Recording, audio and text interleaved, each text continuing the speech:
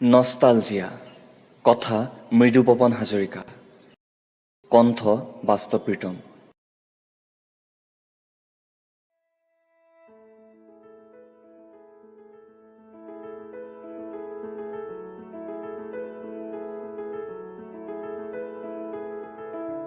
সময় কিমান যে গতিশীল পাঠশালাৰ পৰা মহাবিদ্যালয়লৈ এক সুদীৰ্ঘ পৰিক্ৰমা শৈশৱৰ সেই ঢকুৱা গাড়ীত উঠা নৈ পাৰৰ নলবিৰিণাৰ মাজে মাজে লুকা-ভাকু খেলি সন্ধ্যা পৰত ভাগৰুৱা শৰীৰটো লৈ টিপচাকিৰ পোহৰত অংক ছাৰৰ নেওতা মুখস্থ কৰা পঢ়াৰ টেবুলৰ পৰা কাণ থিয় কৰি আই ৰান্ধনীশালৰ কেৰাহীৰ পকা তেলৰ চেৰচেৰণি শব্দ শুনা পুৱা পাৰ চৰাইৰ ৰোণ শুনি শোৱা পাতি এৰি আলিমূৰৰ জলফাই আমলখি অমৰা বুটলা এইবোৰ দিনে ভাল আছিল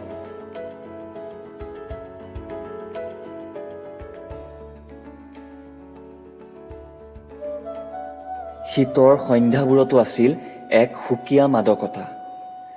পিছফালৰ বাৰান্দাত দপদপকৈ জ্বলি থকা জুইকুৰাৰ কাষত বহি আয়ে বাকি দিয়া ৰঙা চাহৰ বাতিটো লৈ কথাৰ মহলা মৰা পিতাই ঘোপাকৈ চোৱা চকুজুৰি এতিয়া যে এক অবুজ হাথৰ